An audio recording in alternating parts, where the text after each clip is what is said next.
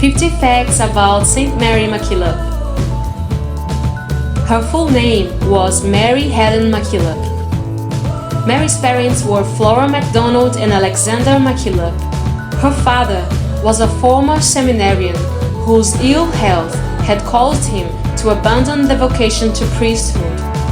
Her parents migrated from Scotland to Australia. Mary was born on January 15, 1842 in Melbourne, Australia. She was the eldest of 8 children. Her brother, Donald, would later become a Jesuit priest and work among the Aborigines in the Northern Territory. Her sister Lexi also became a nun. Mary was educated in a private school and also by her father. Her parents' financial situation was often very unstable. From Mary's teens to mid-20s, she started working to support her family. She also wanted to serve the poor, particularly educating children who lived in the bush. In 1860, she moved to a small town called Penula to serve as governess for the children of her aunt and uncle. There, Mary provided her cousins with a basic education and soon extended this to poor children of the town. A young priest, Father Julian Tennyson Woods, encouraged her to continue this work, assuring her that educating the poor would be an ideal way to serve God.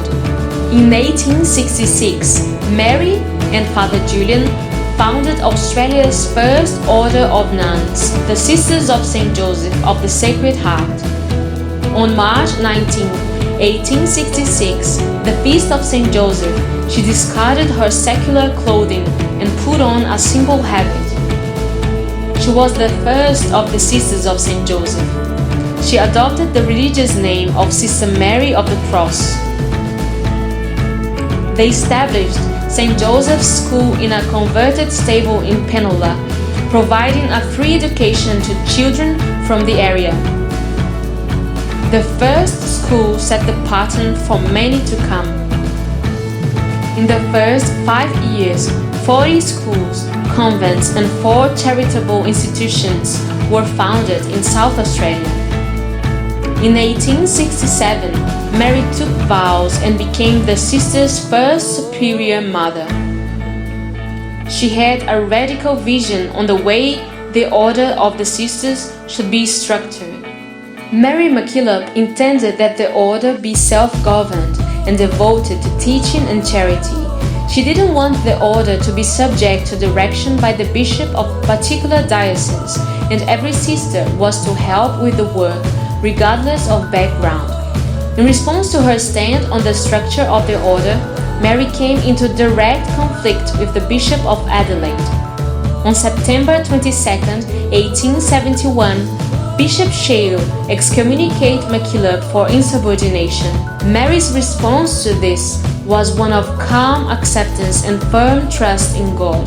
5 months later, on February 23, 1872, only 6 days before he died, Bishop Shale removed the excommunication and admitted his mistake in listening to bad advice. In 1873, after a meeting with Pope Pius IX, she won papal approval for the Josephite rule. However, had modified the expression of poverty to ensure the sisters would be able to carry out their ministry. Mary expanded the order's educational and charitable endeavors and attracted new sisters, and together with her Josephites, they were also involved with an orphanage. In 1891, Mary suffers the first of many bouts of serious illness, as the order she founded has 300 sisters working around Australia and New Zealand. In 1885, Mary was deposed as Superior General on technical grounds. In 1899, she was re-elected by the sisters and remained at the head of the order until her death. Mary Mackillop's attitude was always of forgiveness and respect. She and the sisters founded a number of schools throughout Australia. After suffering a stroke, Mary lived at North Sydney in Alma Cottage, her health deteriorating but her keen mind alert to the end. She died on August 8, 1909, the date on which her feast day is celebrated. The Archbishop of Sydney, Cardinal Moran, stated that I consider this day to have assisted at the deathbed of a saint.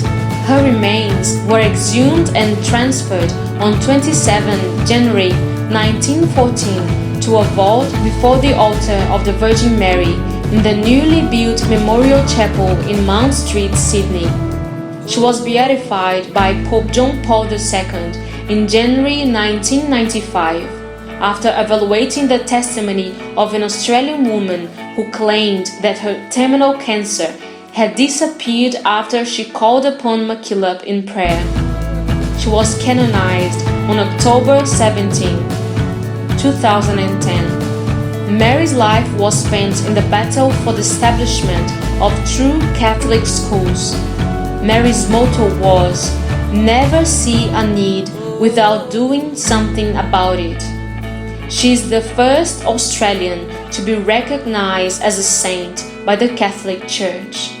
Thanks for watching. Subscribe to our channel and send this video to your friends.